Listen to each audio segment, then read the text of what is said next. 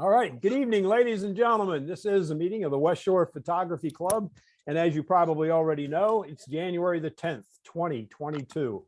Happy New Year. I hope everybody had an enjoyable holidays. I want to remind you about next week's meeting, January the 17th. We have a unique opportunity to see and hear Freeman Patterson. If you're not familiar with Freeman's work, I recommend you check it out. There's a link in the email that I sent out, and I'll repeat that email at least twice before the meeting. But as you can see from the collection of 5 books I have, I'm a fan of Freeman Patterson. Okay, excellent author. I assume he's a good speaker too, but I haven't heard him speak in person. But I do have a collection of 5 of his books, and I highly recommend them. So please consider joining that presentation next Monday night. It is a webinar. It was organized by the Berks Photographic Society. We are helping to sponsor it along with the Lancaster Photo Group. Okay, so no charge to you. The club's picking up the tab on that, but this is a unique opportunity. He's one of these, again, internationally known presenters, authors, workshop sponsor. It's one that you don't want to miss. His presentation is called The Call of Creativity. All right, let's turn it over to Joe for a couple comments about things that are happening or have happened. Thanks, Dennis. This past Saturday, we had our trip to Bayshore Farm. This is part of the partnership with the West Shore Photography Club, the West Shore Historical Society, and the Art Center School and Galleries. And we're photographing historical sites within the West Shore area. We've had 3 organized trips to historic sites, and we have one left, and that will be this coming Saturday. And that, Dennis, do you want to mute everybody? Can you do that, please? Yes, I'll see if I can figure out where the dog's coming from. Okay. So, so we have our last trip that's organized, and that's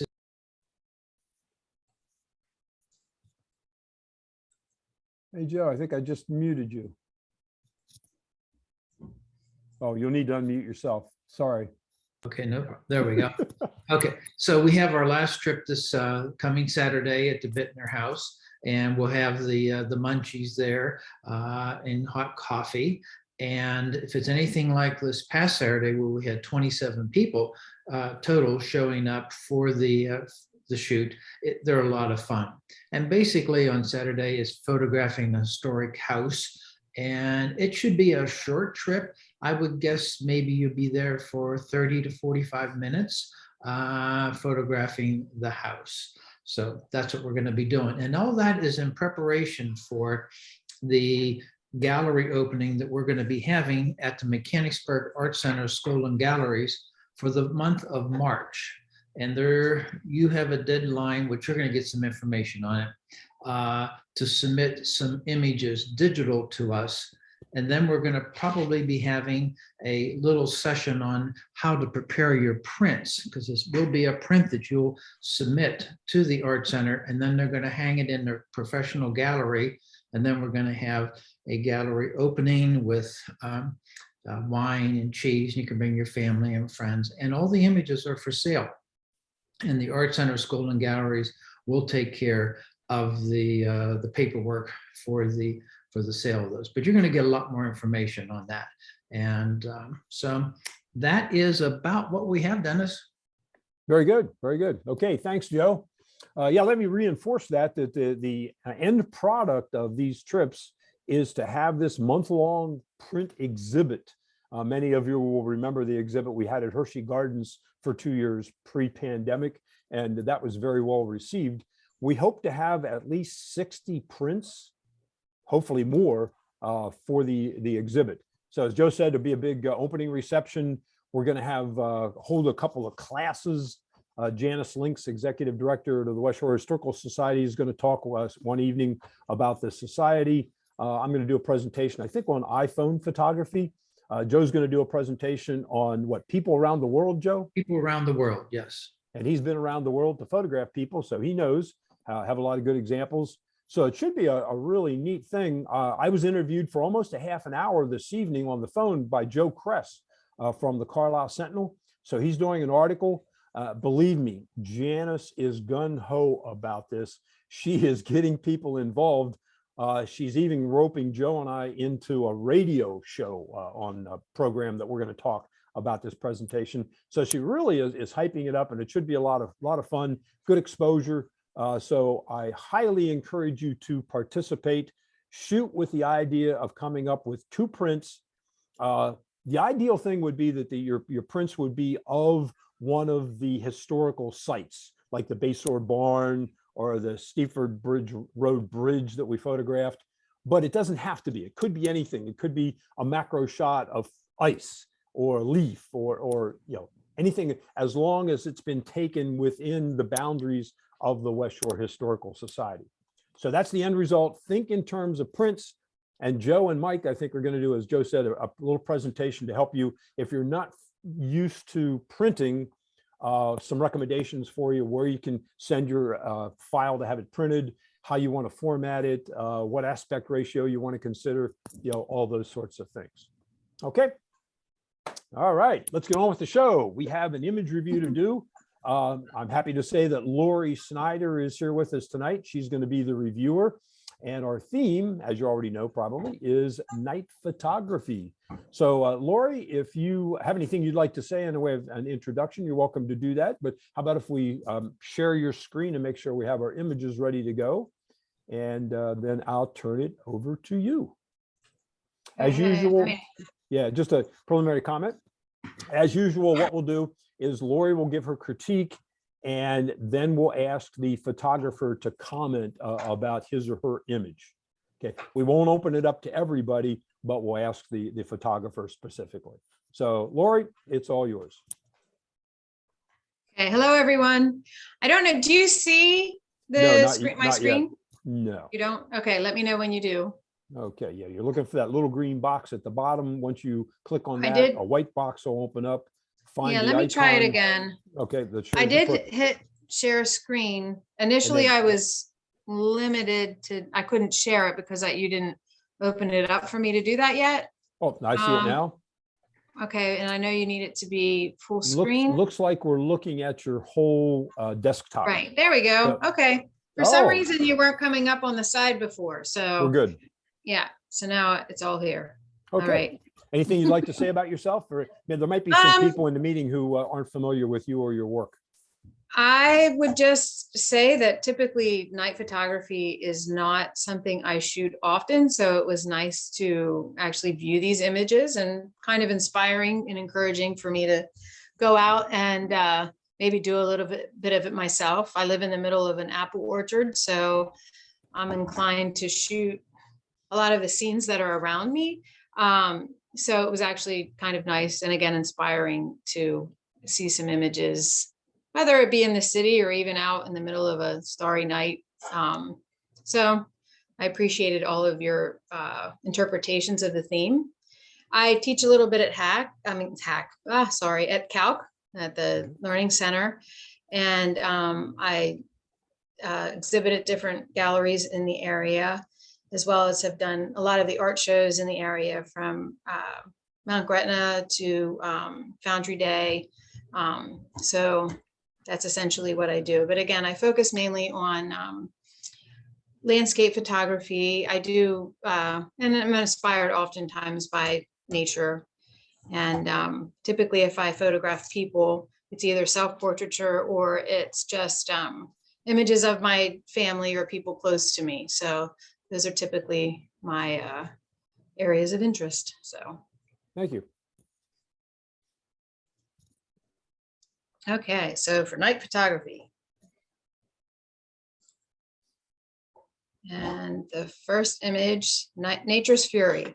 So I think the title pretty well encapsulates the essence of this image. You get the sense of the anger and intensity, that you feel during a lightning storm. With the piercing light in the midst of the blackness of the sky. And I enjoy the framing and the way that the the cropping with the tree line down here. Sometimes with the black screen, it's a little hard to see where the image stops and start on night images. So that's one thing that I'm going to have, you might have a harder time seeing, but with the tree line and then the division of the clouds, and then just this little peekaboo of the streak of lightning coming in from the side and then leading down to the really intense light here. So it was a nice, visually speaking, it divided the frame in a really interesting way. And I like the tonal ranges of the darkness in the trees, as well as some, there's a little, well, the brightness of the lightning, obviously, but then as well, just the little hints of the glow and the clouds suggesting, the activity that's going on behind the clouds.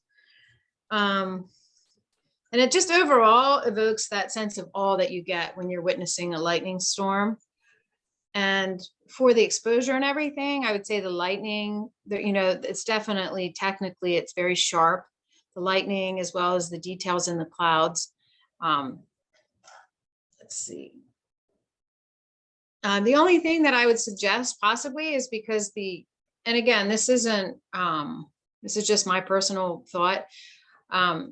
I like this little peekaboo action over here in the clouds, and part of me maybe wants to see a little bit more over here and get more of a sense of a glow that's happening in the clouds. So I thought that maybe you could bring a little bit more of the interplay of the glow of what's happening behind the scenes. And then down here in the dark shadow area, I couldn't decide if I wanted to see more of what this is. It seems like it's a building of some sort. So I couldn't decide if maybe it's a distraction from what's happening up here, or if it kind of gives a sense, or if you bring it out and you can actually see a little bit more of what it is, if it will kind of give a sense of the scale and the enormity, kind of give a sense of the awesomeness of nature in comparison to the smallness of, just humanity and mankind. So I didn't know if I wanted to see this darkened to just kind of fit along the tree line, or if I wanted to see detail, but I feel like seeing it a little bit may not work as well for me. So I wanted to go one way or another with it.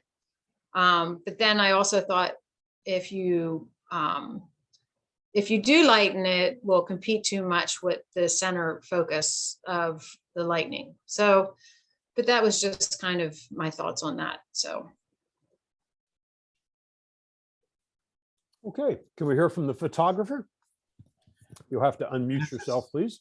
Yeah, this is Mark Corchado. That's mine. Okay, Mark. And Lori, thank you for your comments. And I struggled with that. That's a house down there. It's the rooftop, and you can just see the chimney on the right side there.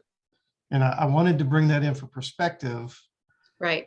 Like you were saying, if I brought it too much into play, then you're distracted by it. But yet I wanted to bring in some perspective with the lightning and the tree line. And so I struggled with that too. I couldn't figure out what to do with it. And I just kind of made it dark. I knew what it was, but obviously you didn't know what it was. So maybe it should have been a little brighter. Well, I could see it was a roof line, but I almost don't know if it's probably too dense down there to get a ton of detail to make it worth looking at. I didn't know if maybe it would just be too grainy or have too much aberration if you brought out the detail of it. So, but I do like the idea of the scale and the the sense of the enormity of nature against the sky. I mean, against the roof line. Yeah, So. Yeah, I definitely wanted it there for scale. It's a little bit hidden by the trees, but yeah, it was a struggle. Thanks for your comment. Yeah, Mark, Sure. any suggestions for people who are trying to capture lightning? Yeah, be at the right place at the right time. Mhm. Just a little technical things here. It was a summer storm a couple years ago. I just set out my wide angle lens, focus to infinity. I set a 30-second exposure because the lightning was just so hit and miss, and I got lucky and actually got a couple of some other pictures too. So yeah, I set it for the long exposure as I could without going to bulb or something like that. And yeah, it just turned out well. Okay, and I think like fireworks, what you'll find is that if you use a small aperture, f11, f16, then the streaks of light will be very thin and well defined. And the larger your aperture comes, the broader the strokes appear. Yeah. Well, this was f11, 17 millimeter. Good, thanks. Thank you. Okay, let's go to number 2. Okay, Christmas at Children's Lake. So for me, Boiling Springs and the lake is a very iconic place, and this is very picturesque with the building and the reflection in it. But I think the first thing that I thought when I saw it was just that it was a little bit too much. As much as I enjoy the contrast of the blackness of the sky and the water against the building, I felt like maybe the building was just a little bit too high key for me and just slightly overexposed in the highlight area, and maybe just a little bit too much blackness in the shadow area for the house. Because I would like personally to see a little bit more detail, like the detail of the flag, maybe a little bit more detail with the wreaths, and even just what's happening here on the side of the house. So there's just a little bit of like maybe soft focus and a little bit high key. And I'm not even sure what's happening here in this window. It almost seems like a person is outside of the window. So there's a lot of details that I'm curious about, but I would like to see more of. And then the only other thought that I had was maybe a little separation between the house and the sky. So I don't know if this would need to be dodged a little bit, in post-processing. And then perhaps I enjoy the image was just a little bit less in the sky, of the blackness of the sky, and then maybe just cropped a little bit tighter on the left side. So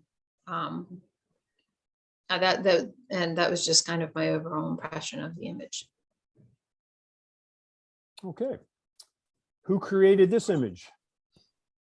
That would be me. Okay, would you tell us a little bit about it? Actually, it was my first go at doing some night photography. Honestly, I have no idea what I'm doing. I didn't know the settings or anything. I'm still learning. Well, you're all off of to a that. good start. Well, yeah, exactly. Thank you. I appreciate that. Yeah, I struggle with numbers, and so maintaining that information in my brain is very difficult because it'll go in and write out. So every time I shoot, I'm like relearning how to do it every single time.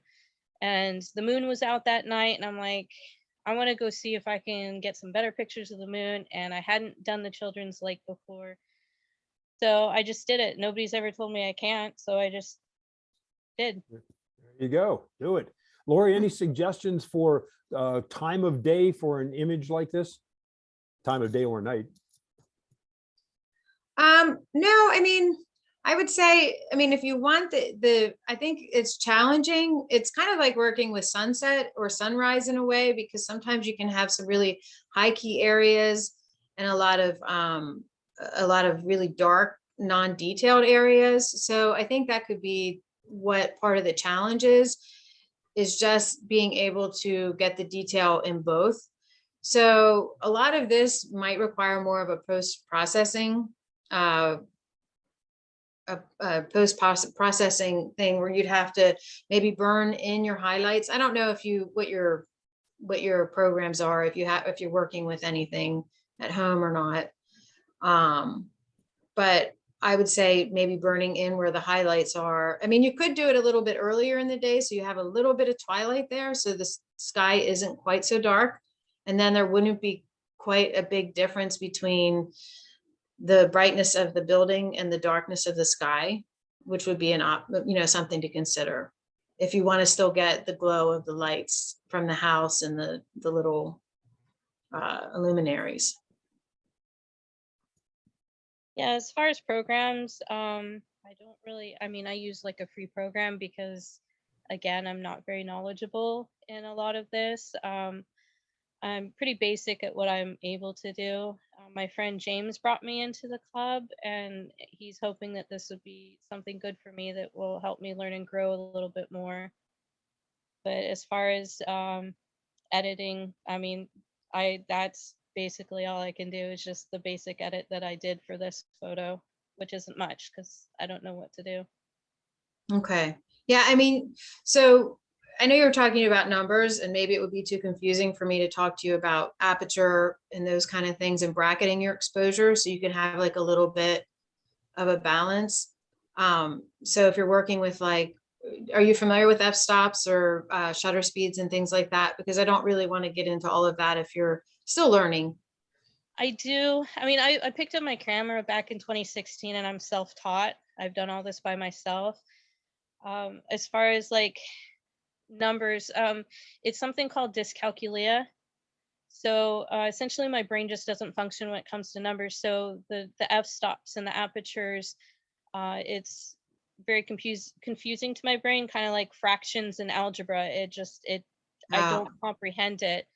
So like I said, every time I go out and use my camera, I mainly do outside shooting. So any of my clients and whatnot, it's always out in nature with the natural light because it's Okay. easier for me.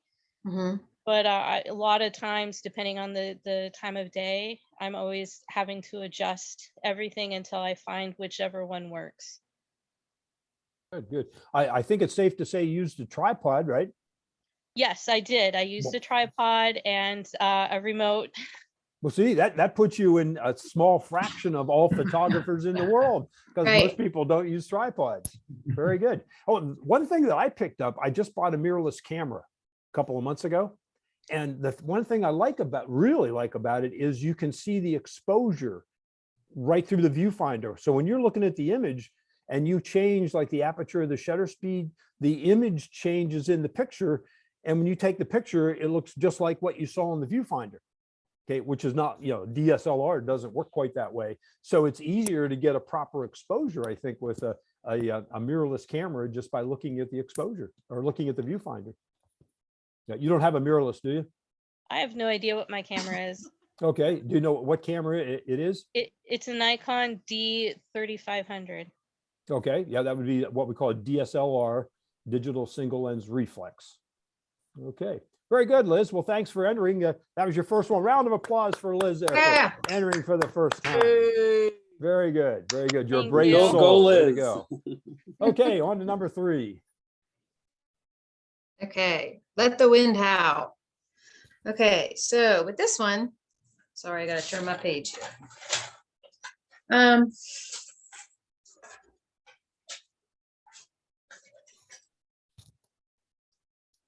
So this is one of those where I feel like sometimes a title can either detract from an image or it can lend to an image. So I do feel when I didn't really look at the title, but when I looked at this and I just kind of felt like the overall sense of comfort and home in initial viewing. And then I looked at the title and I just could get that overall sense of it. Like, so whoever did the title in this, I felt like it was a title that worked with your image and didn't detract from it. So, and I do think the framing of it is really nice as far as the leading lines up the stair rail here. And then you can kind of see the glow of the door and the light here. And it just kind of takes your eye into the house. And then you kind of look here and you look inside and you, I don't know, possibly envision someone sitting in there reading a book. So the ambient light in this is really nice. And I also appreciated the framing with the leaves. So let's see. And there's just a sense of calm. And it just is a very inviting image and inviting to come inside. The only thing that I would say about this is that you can't really tell it from the screen, but it does extend over here. So, and it almost is an equal balance to what is over here on the left side of the brick.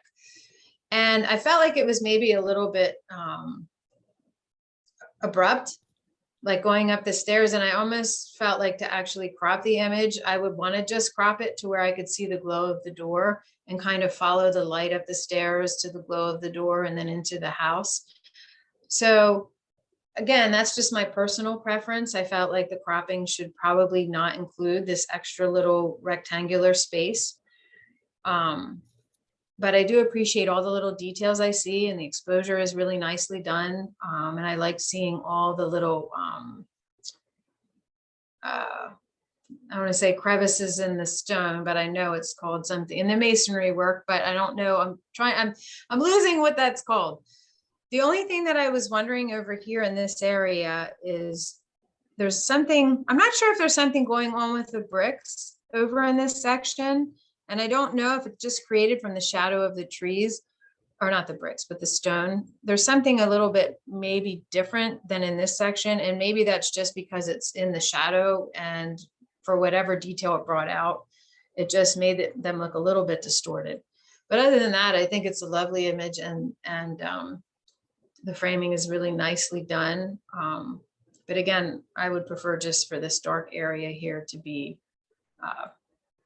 cropped from the image. Okay, could we hear from the creator? You need to unmute yourself. Let's see, the photographer is going once, going twice. Rick Freer, can you tell us who the photographer is? And this was done by George Ryan. George Ryan, he apparently is not with us. Okay, thank you. We'll move on to number 4. What the dickens? So I'm assuming, maybe I'm wrong, but this is a nod to A Christmas Carol and the 3 apparitions standing on the bridge. What I appreciated about this image is the symmetry of it and the leading lines up to the images, and just overall, the framing with the windows and the archway, and even just this nice little touch of the leaves coming down into the space. The only thought that I had would be over in this right side, it was just a little bit dark. And I felt like maybe in this section here, it could just have a little bit more lightness to bring out the detail and just to further add to the symmetry. But again, I do appreciate the leading lines and just the way it overall directs the eye through the frame and up to, I'm guessing, what is the main essence of this, or these people where everything is very sharp and focused and clear. Their movement is kind of creating a sense of like a ghostly image.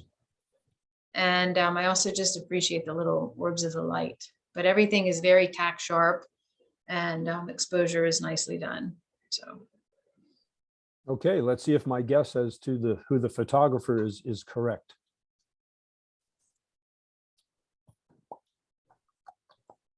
Let's see, you'll need to unmute yourself. No? My goodness. Could we hear from the photographer, please? Rick, who's the photographer? Ron Stefansek. Oh, okay. Okay. I missed my guess. I guess Ron's not with us this evening. Let me check my list here just to make sure. Okay. In alphabetical order. No, he is not. Okay. Thank you, Laura. Let's move on to number 5.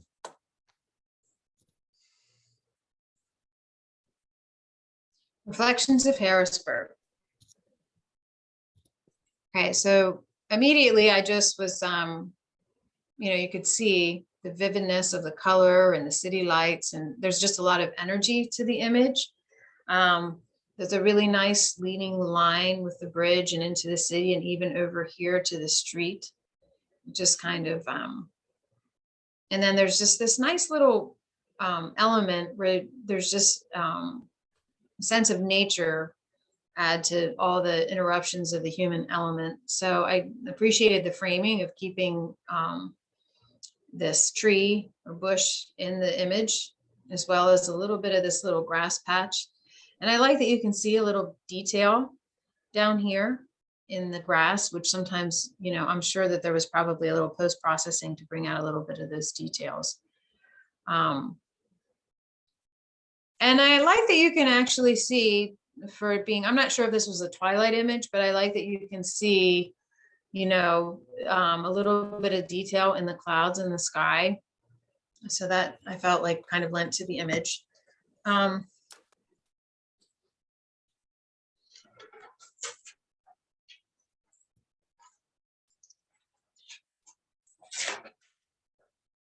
I The one thing that I thought of with this image is that maybe, even though I liked seeing the image in the clouds, I did appreciate just a smidge darker, just a little bit, enough. And what happened is all the glow of the bridge and the lights and the color just really became more vivid.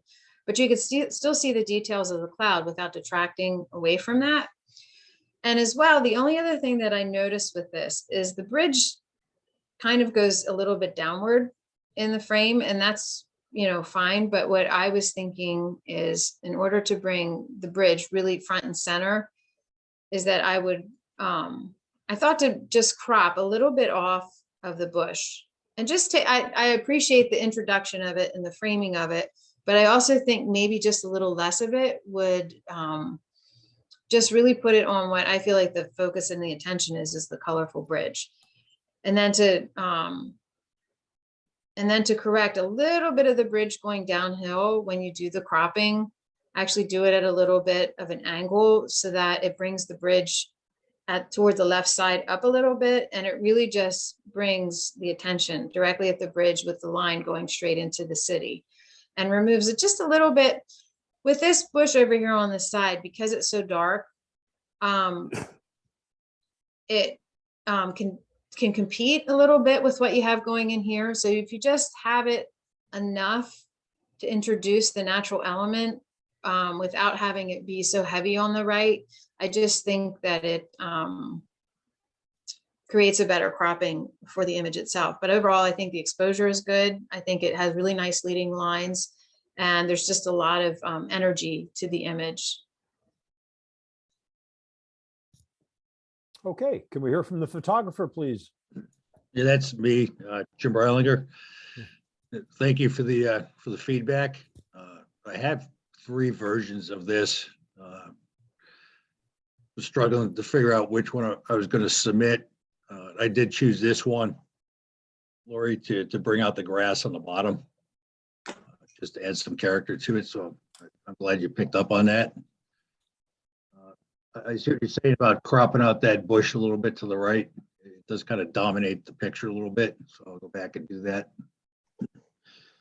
One thing I struggle with is the red. I'm not sure if you can see that in the first 2, red lights underneath the bridge to the right. There's not as much detail in there as there is for the blue. So any suggestions on editing red? I don't, ooh, I'm sorry. I'm giving things away. Sorry. I'm trying to like see in at the details a little bit more. And I don't know if it's, you seem to have a lot of details, but I don't, so you feel like it has to do with the red. That I'm actually not, I don't know. Does anybody, Dennis, is that something that you? Yeah, I have an idea. Jimmy, you working with Lightroom? Yeah, Lightroom, yep. Yeah, what you could try is go into the HSL panel and use the targeted adjustment tool to go over and click on a red area when you have the saturation tab active. And just click and drag down to desaturate just the reds a little bit and see if that brings out more detail, in the image. Or you could play around with luminosity too, but drag up and down with those 2, experiment a little bit and see if you get more of what you're looking for. But by using the targeted adjustment tool and clicking on that red area, it'll just affect those tones. Targeted Adding- adjustment. Dennis, if I could add something else to that. Yeah, sure, Joe. In all of our cameras, they record red, green, and blue. And always the red channel will typically blow out first. Like for instance, if you're taking a picture of a red rose, if you just take and accept whatever the meter says is the proper exposure, you will have that exact same situation here that you have where it mushes up the detail in the rose, or in this case, the red underneath the bridge. And the only solution to that at capture time is to underexpose it purposely on the red channel. And the way you have to do that is to look at the histogram. And if you were to look at the histogram, even Lightroom or whatever right now, you would find that that particular color channel is really overexposed. So you need to do that at capture and just try and not to overexpose the red channel, particularly when you have a lot of very fine detail like this. Okay. Thanks, Joe. And what you're saying is just reduce the exposure on the entire image, right? Right. Mhm. Okay. All right. Any other comments on that one? Oh, thank you very much. You're welcome. On to number 6. Love and Labor, the Unbroken Law.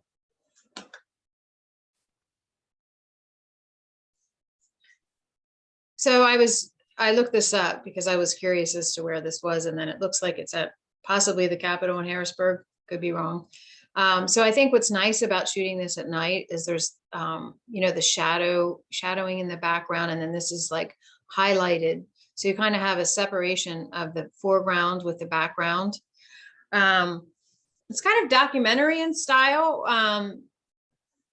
because it is cropped into the specific artwork. And I do like seeing the way that this is cropped here, though, because it feels, it definitely lends to a sense of the subjects just hanging on the ledge here and just being, to the point where they're going over or off the ledge.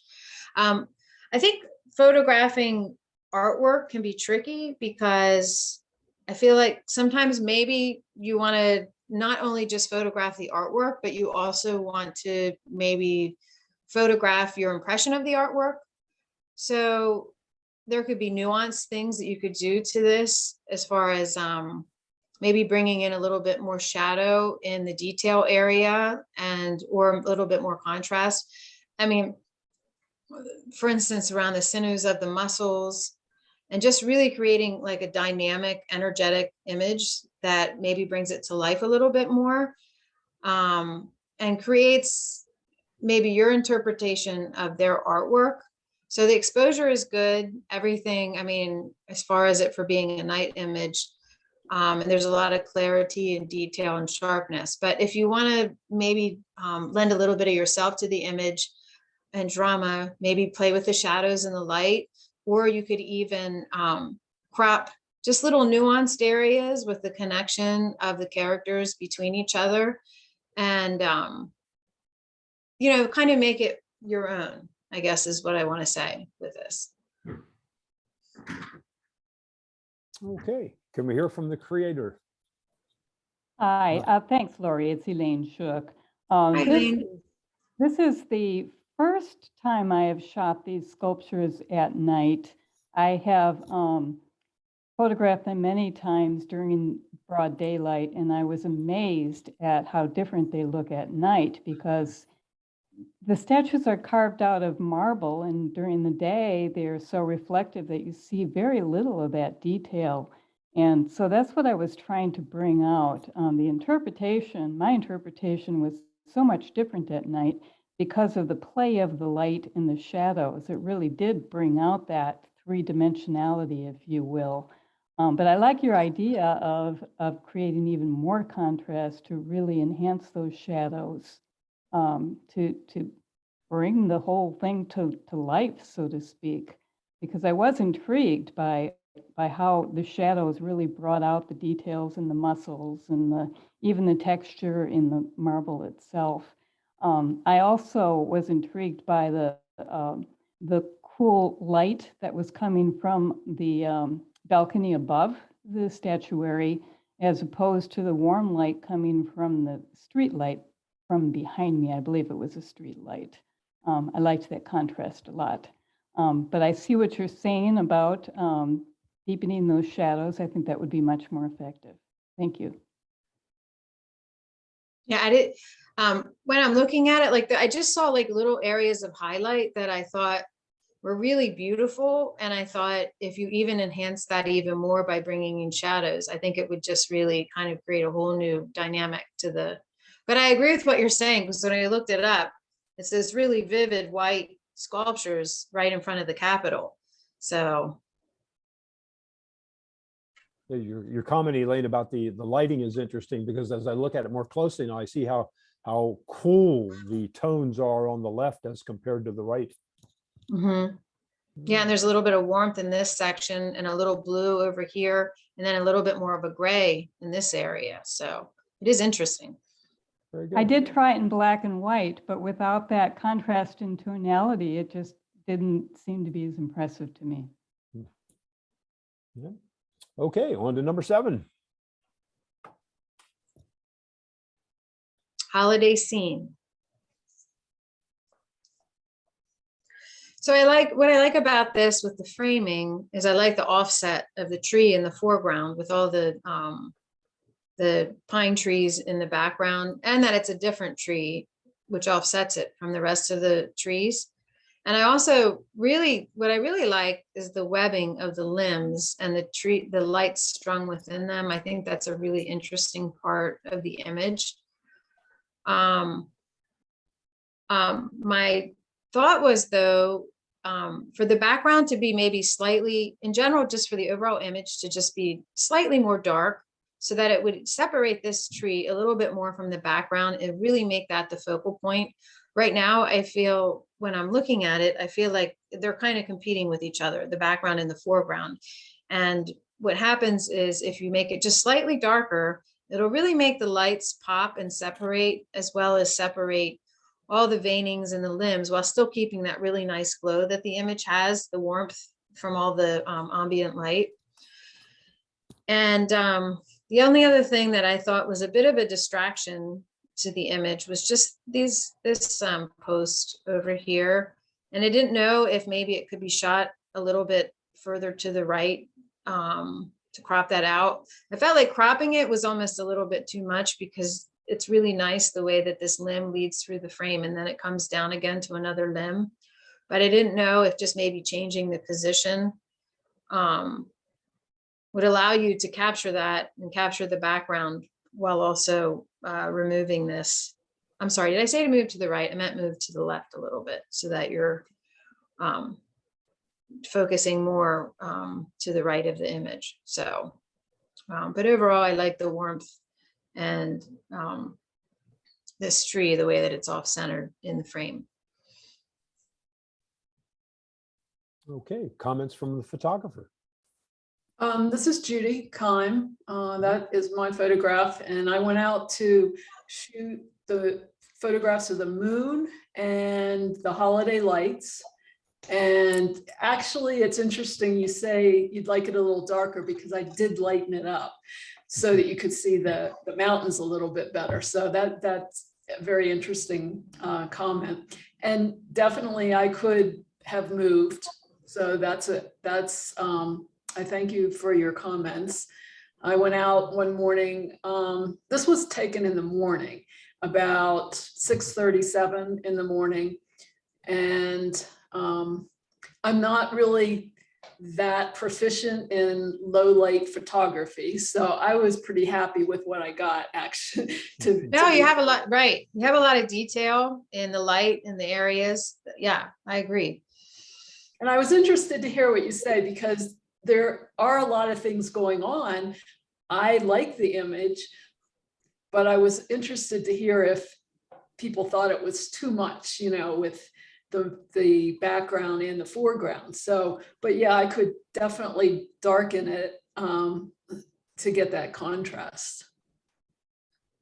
Well, so it's interesting that you said that there were mountains, and in my ignorance, I thought that maybe it was a building with snow on the roof. So apparently I did not even realize it was mountains. So I could see why you would lighten it to want to see that detail.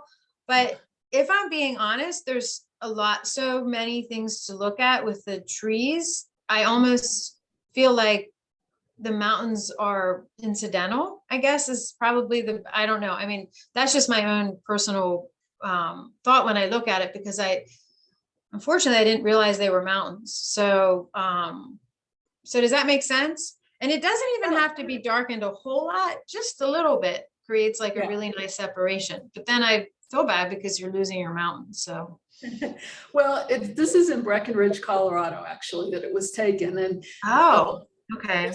People were looking at this photograph. They, from Breckenridge, they would know that those were mountains. And they were mountains. So, it depends on the audience too. but I did actually lighten it and was not sure what I should have done. So it's interesting to hear the comments. So I appreciate that. Thank you. You're welcome. Okay, number 8. Okay, into the light.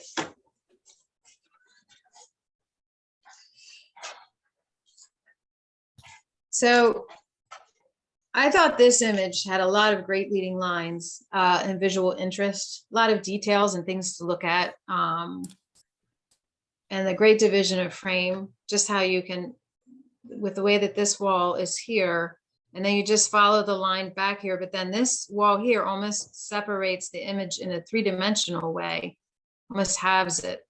And then there's the second half of the image. But I just really appreciate, there's so much to take in, and you really do, it does give the viewer a sense that they're in this alleyway. And then that just, and the way that it leads your eye right to this subtle, you know, this glowing light.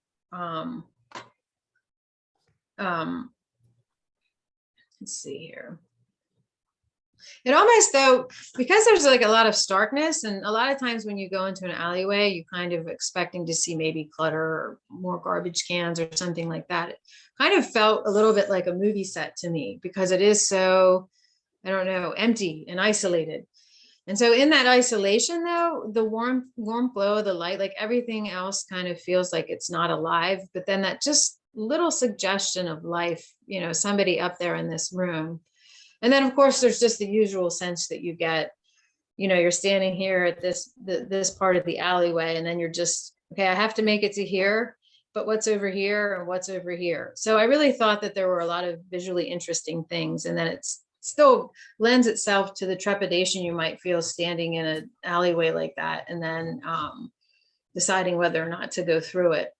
But the glow of the lights and the shadows, there's just a lot of visually interesting things happening, and a lot of lines that just take your eye through the frame. The only suggestion I had is this wall right here. I wasn't sure. Sometimes when I look at it, it gave the illusion, and I'm not sure if it was because it's in contrast with the bush. But sometimes when I look at it, it felt like it was leaning back. And I don't know if that was just like a distortion from the lens on a wide angle, or if it was just because this is so different from all the straight lines that maybe it just creates a sense that maybe it's leaning back a little bit.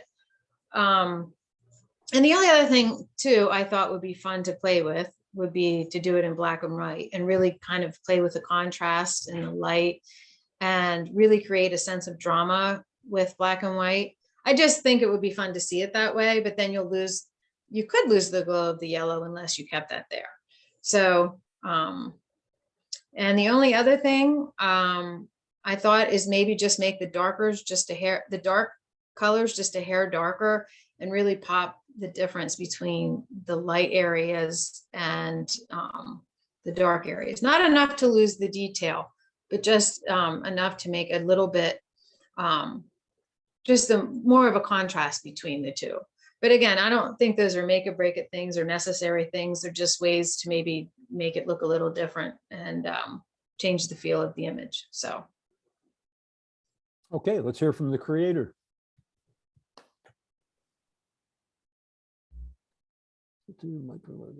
Oh, Karen Cummings. Thank you, Karen. I see your comment. Karen says browsers preventing access to her microphone, but she appreciates the comments. Okay, Karen, if you get that working at some point, let us know, and we'll give you an opportunity to comment on the image. I think it's one of those images that allows for an interpretation. You know, when different people look at it, they get different ideas or different feelings. As you say, Lori, might be in trepidation. You know, is there somebody behind that wall, or what am I getting myself into, or you know, where's this leading me? So yeah, tells a story for sure. Okay, we'll move on to number 9. Childhood. And again, this is one of those where, you know, I'm looking at the image and I immediately think of it as seeming like an older image, something from old school film. Maybe the snow kind of alludes to a little bit of the sense of rain. And so when I read childhood, then it does kind of give you, it kind of harkens back to those snow days that, you know, And it gave me a feeling of, a snapshot of your street before going to bed and knowing that you might have a snow day. So that's I guess the feel that I had from the image. And I really appreciate the tonal range with the grays and the softness of the snow coming down, and just that sense that you're in like a small town, where you have the mailbox in a line on the street and it's just stacking up as the snow comes down. And I just think it really portrays that overall feel for what that's like. And having kids of my own now and seeing them, even though they're teenagers, they still really look forward to a snow day. So you just kind of get that sense. And I lived in a little town, and this is what it would look like to me, I think, if I looked out when I was younger and just kind of see, the snowfall and just the way that it would feel, and it just has and then it also just has the quiet sense of what snow, kind of how snow when it lays on the ground, how just everything just becomes quiet and kind of abandoned feeling in a way. So I would say the only thing that I wasn't sure about is this tree over here. But then again, with that sense of looking into a scene, this could kind of visually be a part of it, like peering around the tree, but it could also be a bit of a distraction. So I don't know if you'd want to remove that altogether, because cropping it might be a little bit tight with the telephone post. And then maybe just a little bit more detail in some of the shadow, but for the most part, I really appreciate the highlights. And then the way that the lights just light the street throughout, down the road, and the way that the road kind of takes your eye through the image along with the lights. So. It gives it a nice sense of depth. Mhm. Okay, can we hear from the photographer? That's mine, Mike Donovan. And that is the feeling that I wanted, and that's why I called it childhood, because it makes me think of when I was a kid every time I look at it. All the excitement of thinking that it's late at night, but we can still sled. The other thing that the reason that I put it in was that I fought with those street lights for a long, long time, until I finally just gave up and said, let's see how it goes in the review, if they're bothersome or not bothersome. I tried cloning, I tried dropping the highlights, putting detail back in the highlights, but sometimes you just can't beat it, and you got to make it part of the image. So that's what I did. I gave up on it because I like the rest of it. Mhm. Yeah, for me, it works in this. I mean, I know that what you're saying, but that orb, it kind of has like just the way that the glow, I don't know, for me, it works. And, the snow kind of gives it a little bit of a softening. So. Okay, thank you. Okay, number 10. Yep. Yeah. I don't know. I kind of want to, can I move this little thing at the top? Are you guys seeing? Yes, There's a we little see your box at the- cursor. Oh, we see your Yeah. cursor. I just want to move it so you can see the top of the image, but No, We I can don't see the think top of that. the image. oh, you do see the top of the image. Yeah, we Okay, do. because I have all the Zoom stuff up here, and so I can't quite see the top, but as long as you guys can, that's fine. Yeah. So this is called the Sentinel. And I just thought that there was a really interesting sense of symmetry. And even though it's not quite symmetrical, because as you can see with the way that the lines are leading, and I don't know if there's a way to remedy that, if you can stand a different way, or if it's just never really going to be perfectly symmetrical. I felt like there was a balance between what was happening here in the foreground as opposed to what was happening here to balance it out in the background. Really nice leading lines. And I appreciate the title with the image, because the way that it was shot really does give it a sense of like an imposing nature, just kind of looming over you, and almost making you feel as though, do I want to cross this bridge, into the blackness of the night? So, but there's a lot of really great detail, and I like that you can really see, all the lines extending down into the bridge and the architecture of the bridge. And I think the color choice was really interesting and effective as well. But I also really appreciate the blackness of the night in contrast with the architecture of and the whiteness of the bridge, just really kind of creating a stark image. And then of course the glow of the pathway leading your eye back through the frame and the bridge rails. So let's see if I have anything else on that. And I like the idea that, of anthropomorphizing something, so kind of giving it, I don't know if you want to say it's kind of like a transformer, but in the sense of a bridge or something like that. So to call it a sentinel and just kind of giving it a something inanimate, like a life force to it. I always appreciate that. So the only thing, as I was saying, is I don't know if there's a way to actually make it, it's not a make it or break it thing for me, but the only thing that I would say is if it could be more symmetrical, but it doesn't bother me. But I know that there are some people that are very, that would be a distraction for them. So. Okay, let's hear from the photographer. Hi, everybody. Happy New Year. This is Dave Marchetto. Thanks very much, Lori. I really appreciate that. I thought of adding one of the wires to the right or taking away one on the left. And you're right, it's not symmetrical, it's asymmetrical. There's more bridge on the left. This is the Lebanon Valley College bridge, and it was cold that night. And it was like in the middle of a fluorescent light bulb that there was no detail on the uprights. You could hardly look at it. And, I use my iPhone for this. So it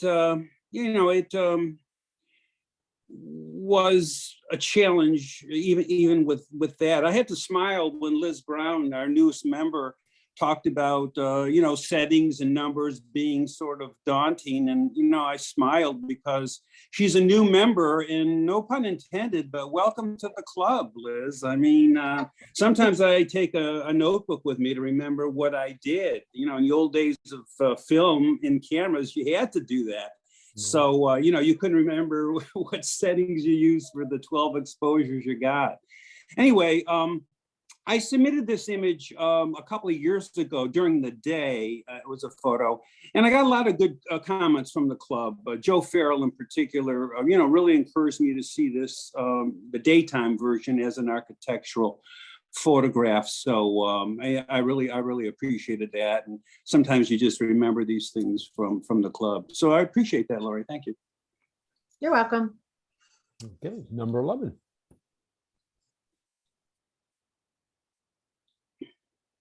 Bubble Man.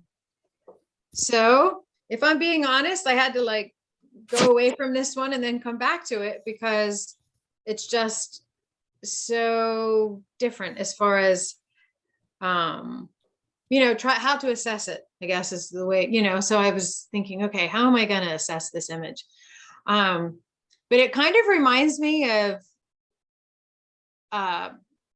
when, so I'm not sure what's going on here exactly to, I don't know if this is more post-processing or if it's a marriage of both in camera and post-processing. But down in this area here, it just kind of reminds me of like residual grilled cheese or something like that. So then it lent, so I definitely see this as being more from a whimsical and humorous point of view, and then also from a creative point of view. It just kind of reminded me of when people say that they see an image burnt, an image of something on burnt toast or something like that. And I just didn't really know where this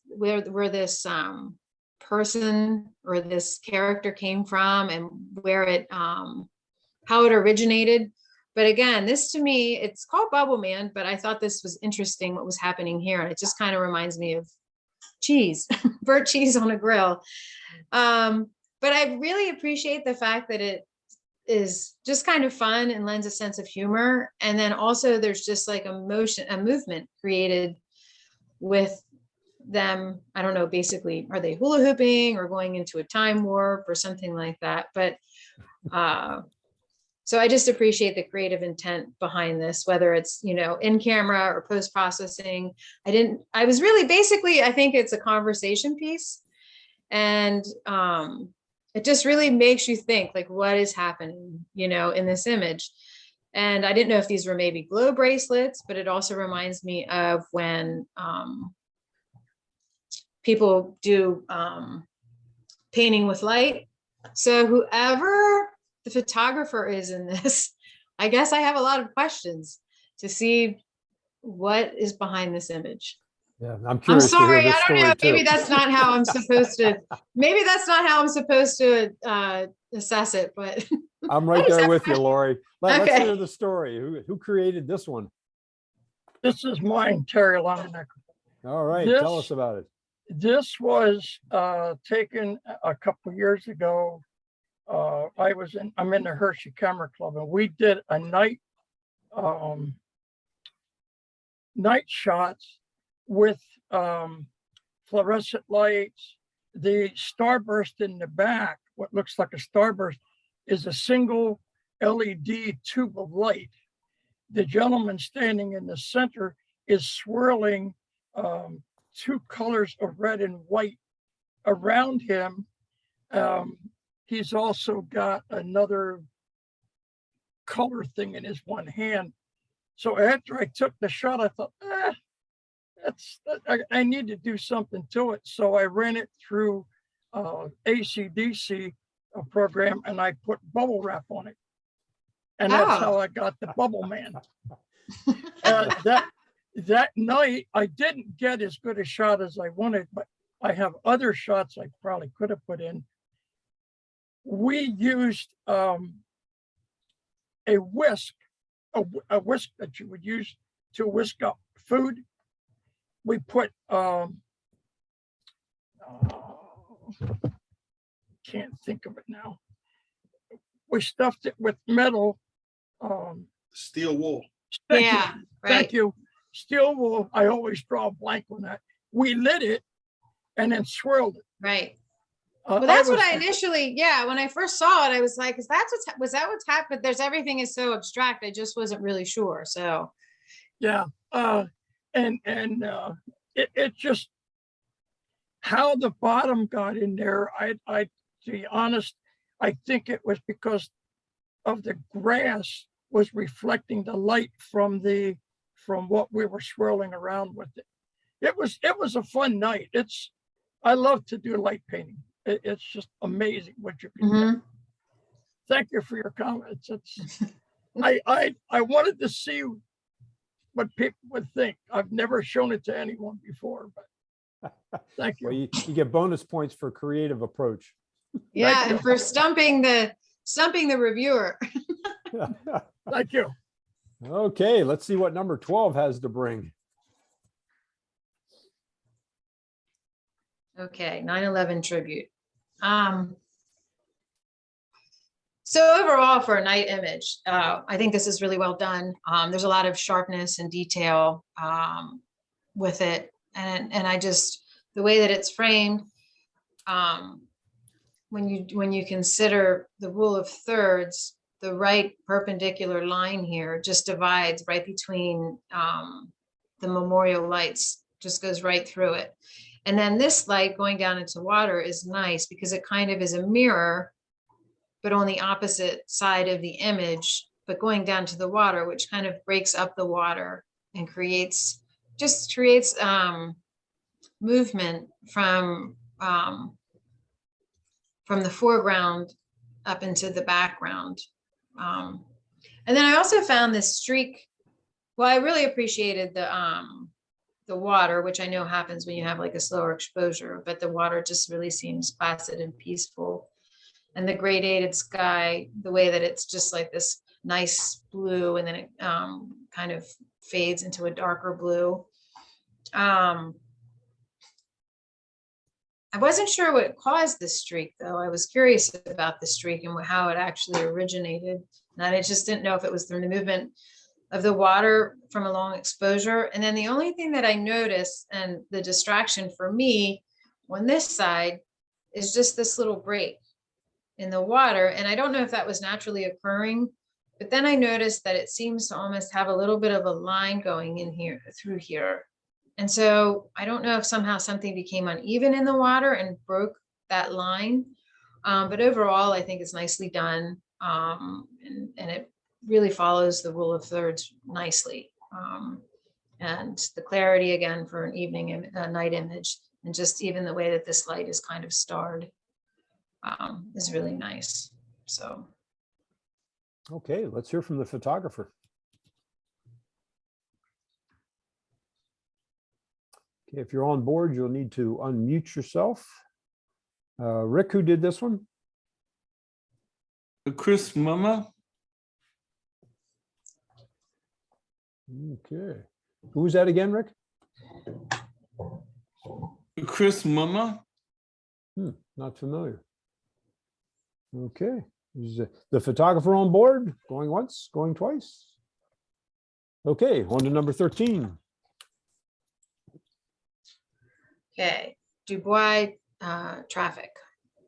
So this image was really fascinating to me. And when I first look at it, it just reminds me of like almost the mechanisms of a clock when you look at it with all the circles and the patterns. This is a really nice leading line leading into it. The sharpness of detail and the exposure for evening.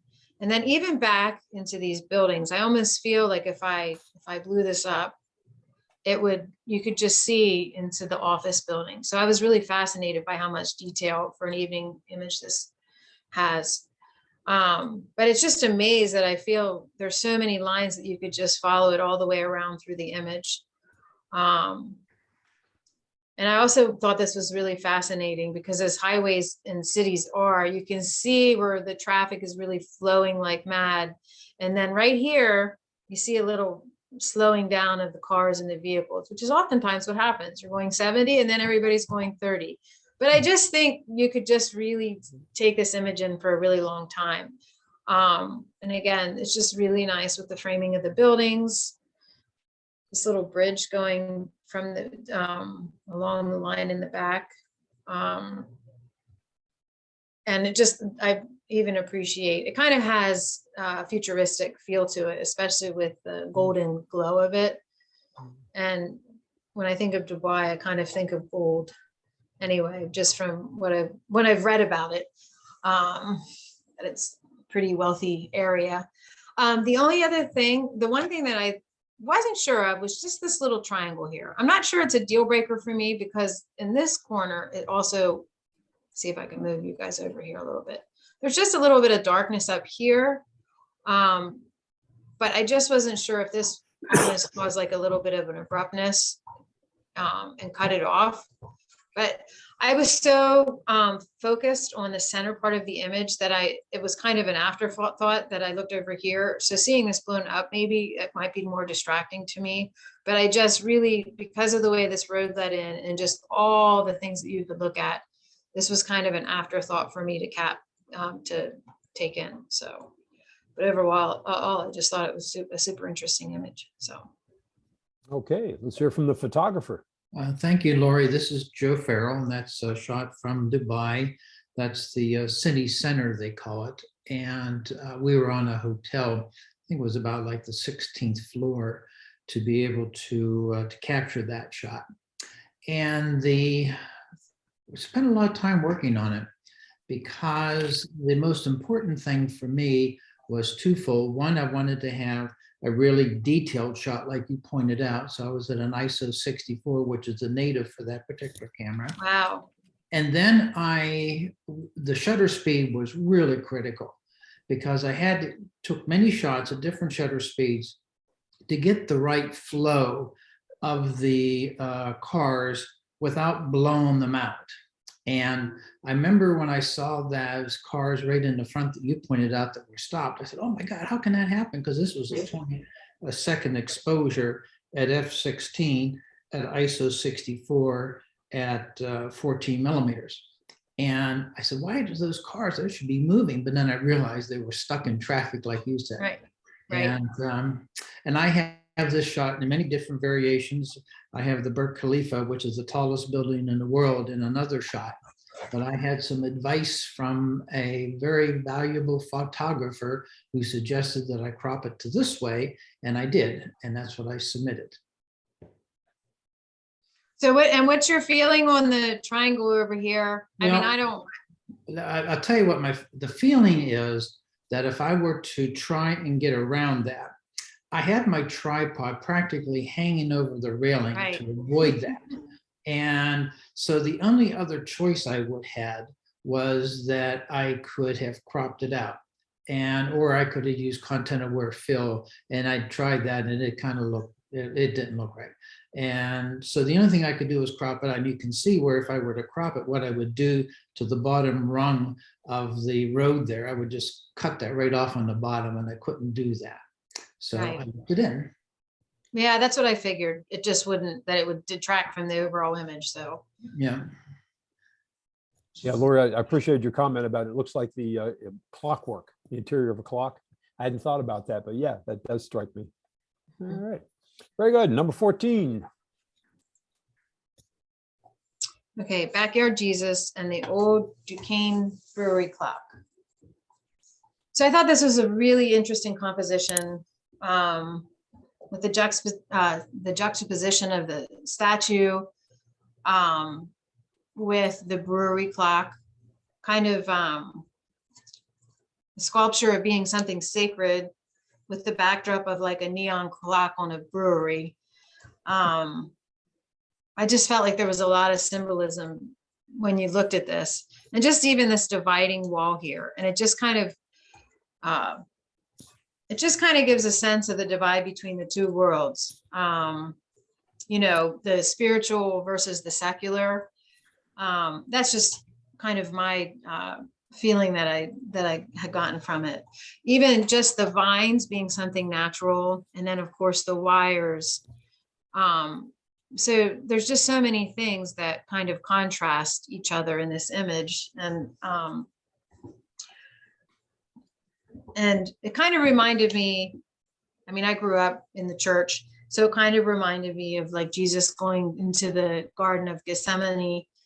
And he even has, it looks like there could even be a chalice here, which is what he used during the Last Supper and took communion.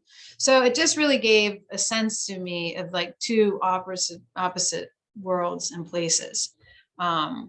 Just the solemnity in the garden and the energy of a city. I just thought the framing was really interesting, and just really interesting contrasts. And again, and it's interesting how he's glowing. I'm not sure if that's artificial light. And so again, maybe the glow from something spiritual, and then of course, manufactured glowing of the clock. All around, I just felt like there were so many symbolic things in this image. And maybe I took it a step too far, but that's just my overall impression. And I just thought it was really interesting, so. All right, let's hear from the photographer. Mary Carson. This was taken during Christmas week in Pittsburgh, specifically the South Side neighborhood of Pittsburgh. And the clock is rather iconic for people of a certain age. That it was Duquesne Brewer used to be very popular when I was much younger. But though the brewery left, they maintained that clock. They took the wording off of it. And we were also, my family got together for Christmas by going to, what we did was an Airbnb that happened to be an old convent. So it was a good way for us to congregate without being out in the open too much. And the building itself, within the building, you see no references whatsoever to religion or anything, but they left that statue out in the back. And to me, the South Side back when I was younger was filled with little churches and convents, mostly ethnic churches all through South Side, plus that iconic clock. And it was just amazing that you could look out the back of this old convent and see that remnant of when it was a convent, right there with the old brewery clock. And I kind of liked the change, the different lighting, the blue of the clock, the yellow of the statue comes from, well, I did some dodging and burning for that, but it's mostly reflecting the back porch light. Okay. And so I kind of like the contrast of it. And I found it a very humorous pairing of a couple of long ago symbols of the south side of Pittsburgh.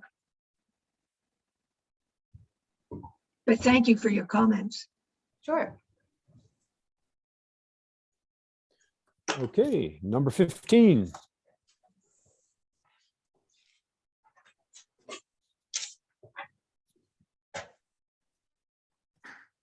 Boom. So this is a really crisp, a lot of clarity for an image of fireworks. And it looks like it has, I would say, a pretty small aperture opening. It's just very detailed and minimalistic. And what I like about it is the straightness of the lines for the fireworks leading up here, but then that little subtlety of the one beneath it bending off to the left just adds so much to the image. And I also just like the little nuanced details of the tiny little the tiny little sparkles, and then the glow, the smoke coming off of the fireworks. But most of all, it's just really, the fireworks really pop against the background. And so it just definitely shows an expertise in shooting, fireworks in the night sky. Let's see.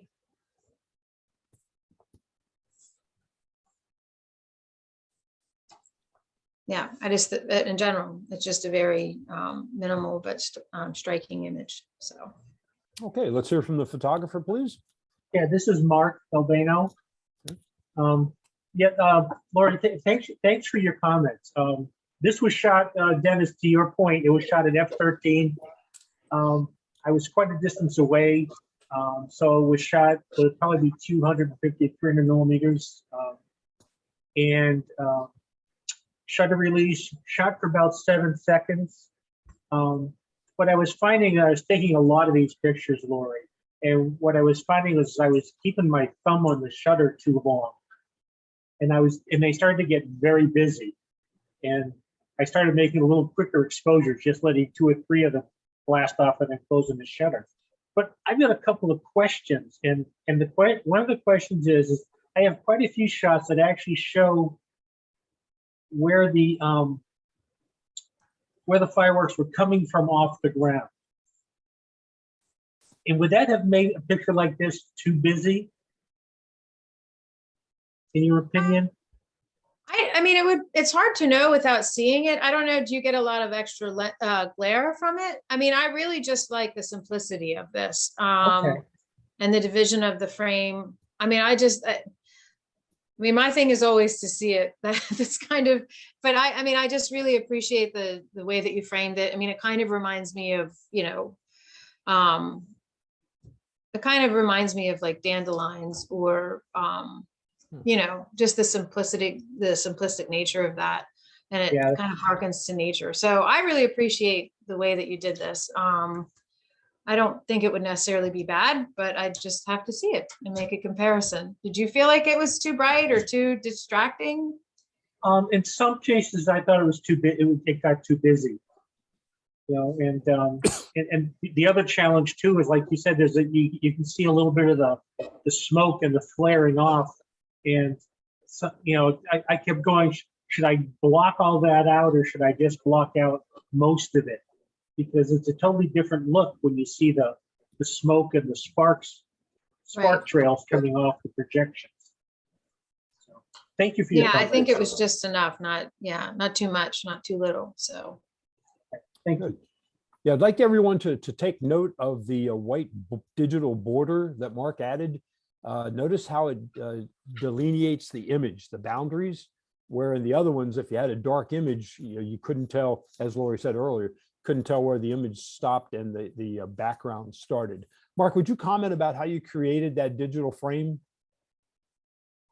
Yeah, what I did, I used, I did an Affinity Photo, which is like Photoshop, but you can also do it in On1. And what I did is I brought it in, I made a filled layer that was white, put it to the back of it, and then I resized the picture to be 20 pixels shorter on both the width and the height, and then centered it in the frame. And that was all I Okay. did. Well, thanks. Yeah, I know Elaine and Judy do that quite frequently with the pictures they post on Facebook, and it's a nice little accent.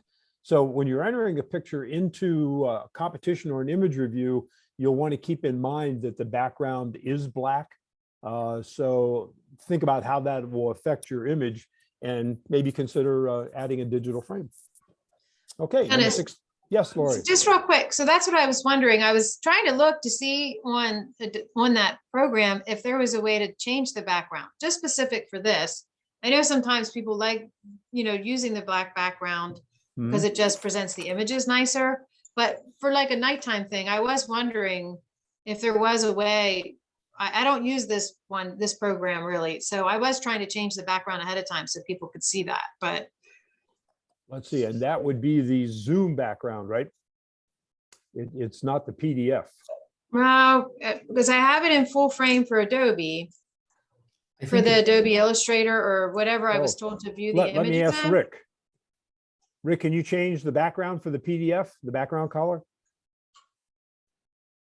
I created in the PowerPoint, which is it sets the whole document as a black background, but yeah, you can change that. Yeah, you want to go to a medium gray, maybe try that the next time, see how that works out.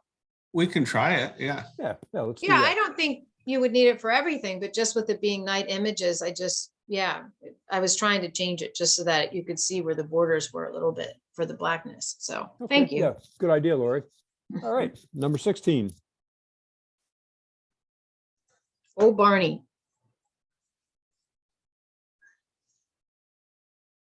So I thought that this was a really nice composition. The way that it has a very soft glow to it, emanating from the lighthouse. It just feels very painterly. And I also thought it was really nice the way that with the division of the image, the way that the shoreline kind of separated the reflection and carried it down through the image. It just has an overall really inviting quality to it. And the sky back here is just really, just the softness of the sky. And you just kind of get a sense of, it being that twilight. I'm guessing it's twilight. And the color is really nice with the blues and the gold, the yellow of the lighthouse. And it just has a very peaceful feel about it. The only thing that I considered with this is maybe just to have a little less glow emanating from the lighthouse. It just felt like, because everything else feels really soft and inviting, maybe if there was just a smidgen of less glare here, it would just blend the image even more and just kind of create even more of a softness. And I don't know what's creating that light. I'm just assuming that there's a really bright light down here in the behind the trees that's kind of creating it. But I didn't know if there was a way to just make that just a smidge darker. But I like that you can even see this tiny little window up here. So you have the detail, but then you also have softness, which I think really makes it an interesting image, because a lot of times when you have the softness, you don't necessarily see clarity in the detail. So I think that's a really nice combination. The only other thing I thought is maybe just a little bit less of the sky and possibly cropped a little bit to the left. But overall, I think it's a really nice composition. Okay, let's hear from the photographer, please. Thank you. This is mine. This is Chris. I appreciate your comments. No. This was taken on New Year's Eve. I decided to take a day trip, road trip down to Long Beach Island and kind of scout the area because I'd never been down there. And it was a pretty miserable day. And this, by the time I reached the lighthouse, it was kind of late. And even the twilight dog walkers were leaving the area. So I wasn't even thinking about bringing my camera from my car out to here, so I didn't. But then when I saw that the tide was coming in and I got that reflection, I said, I have to go back to my car and grab my camera, because if I come back here again, I might not have that reflection, you know? But I sometimes have a hard time finding bulb mode when I'm out, you know? So, and this happened because I don't usually up to 30 seconds exposures is enough to get what I want. But it was, you know, the histogram was showing even at 30 seconds, it was pretty dark. So I just, on the fly, I just said, well, let me bracket it and see how that comes out. And it did. It gave me twice as long of an exposure and half of 30, you know, 15. So I was able to get a usable photo. But yeah, I know that it is very bright in the center there. That surrounding the whole lighthouse, there's just lights surrounding the whole at the ground level, just shining up. So it is very bright. I guess that's for security reasons. I don't know. All right. Chris, I'm curious, what's your last name? D'Amico. Okay, D'Amico. Very good. Thank you. All right, thank you. Okay. Last one, number 17. Cherry Springs State Park. So I just, you know, to me, this is like the quintessential Starry Night. You know, there's so much detail and all, it's just amazing to see. It's very magical. You just get this really sense of the expanse of the sky. And I think what really lends to that is this little, I guess it's a viewing globe from what I looked up the park. And so apparently this is where photographers or people who are studying the night sky can go to kind of keep out all the extra light. But I'm assuming it's illuminated in some way. And it just kind of gives it a real otherworldly touch. But I love the gradated sky and how it goes from this really rich dark blue down to like a paler blue, and then you see where the sun is setting. And again, it just gives you a sense of how small we are in the universe. And I really appreciated this line of the really tall tree, kind of this diagonal going and leading your eye down to this open space where this observation place is. Let's see. And there's a lot of clarity for a night image. I know sometimes it'd be interesting to see movement with the stars as well, but I just love all the little pinpoints of light. The only thing that I maybe wanted to see, which I know would be hard because the sky gets darker up here, but just maybe a slight bit of detail in this upper tree to kind of mimic seeing some of the light here. But then I don't know if that you can accomplish that without creating kind of a halo effect, you know, from dodging out too much of the sky. So I didn't know if it would be possible to get just a little bit more detail here, or maybe even just here. But overall, I just think it's just a really fascinating and awesome, you know, rendering of an evening sky. And just, I mean, all of those star points is amazing. From what I understand from reading it, it's a place a lot of people go to observe the night sky because there's really a lot of limited light noise in that area. So well done. Okay, the photographer. Hi, that's me, Cami Freed. Thank you for your feedback. I might be able to lighten that up in the corner. I'll have to play around with it a little bit and see. I did actually like a gradient, horizontal gradient across the photograph to kind of get that, you know, change in color there. But this was taken at the Cherry Springs State Park, and it was 16 degrees at 1 in the morning. and it was cold. We had to hike in 'cause you're not allowed to drive in because of the light pollution, but it was just me and a couple college kids. So it was a good experience. This was my first attempt at star photography. So is there intentional light at the, is there some, are you illuminating this in some way, or No, is it just because of the long exposure that it kind of created that glow? I think it was just because of the long exposure, because there's absolutely no light. If you do have light, it has to be red lights, and you can't Huh. drive cars in. They lock it up at night, so you have to hike in. But yeah, so I'm pretty sure that was just, it was a 30-second exposure. Okay. They're very, very white, so I'm wondering if it was just enough. And it was a full moon too. So that Oh, okay. That explains it. Yes, yes. Yeah, pretty much does. Full moon. I was wondering too, but yeah, Yeah, I'm thank you surprised for- you got that shot on a full moon. And the fact that it didn't put any more light on the trees, but they absorbed it, I guess. Okay, okay. Any comments or questions from anyone for specifically for Lori? Okay, Lori, I think you did a great job. We'll give people a chance here if they do have a question or comment.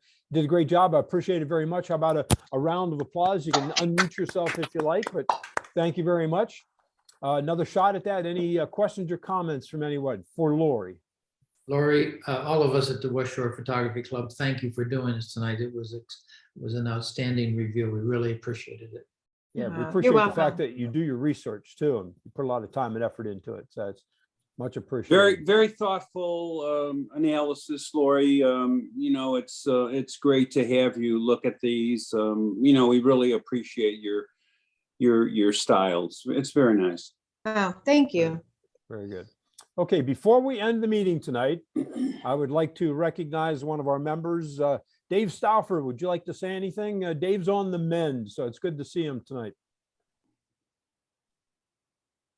Yep, I'm mending. That's about all I can say. Well, we're glad to hear it. It's going to be a long process. They told me 6 weeks before I can really do that much. Oh, So, at least you can get on Zoom meetings. Yep, All yep, right. yep. This doesn't take lifting anything or whatever. So Wishing you well, Dave. Very Thank good. you. Yeah, take Yes. care of yourself. Best wishes. Wishing you well. Yes. Take care. Okay, Dave. guys, thanks for Thanks. participating tonight. Right. We hope to see you at the Bittner House on Saturday morning, 10 o'clock. That email went out this morning. It'll go out again on Friday morning. And then, of course, next Monday night, January the 17th, is the Freeman Patterson. Oh, and that, by the way, starts at 7:30, not 7 o'clock. That meeting will be 7:30 because I didn't set it up, but it'll be at 7:30. Okay, thank you and good night. Thank you. Have a good night. Thanks, Lori. Thanks, Lori. Thanks.